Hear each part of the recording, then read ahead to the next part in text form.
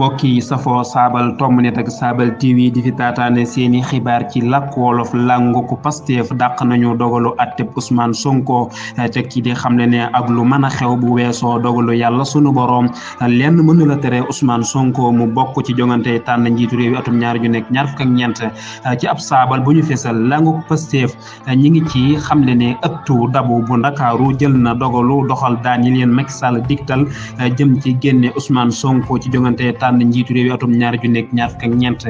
dogal bi ñu paraxee jël ko nag jàpp nañu ne day fësal rek xoqatal ak xorñooñal gi ñuy teg bis bu set ci kaw Ousmane Sonko mi nga xam ne may ñu ko sax mu mën a setal boppam jaare ko ci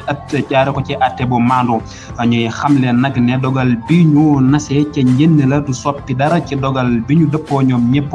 ci def Ousmane Sonko muy seenu la wax ci jongante tànn njiitu réew yu atum ñaar fukk ak ñeent ñoom patriote yi nag di dàq ca àll ba dogal bu waaye di bii tey fàtt ne dara ci àddina lu dul nammeelu yàlla mënu la tere Ousmane Sonko mu doonub la wax ci atum ñaar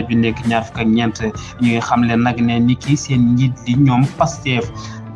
ñu ngi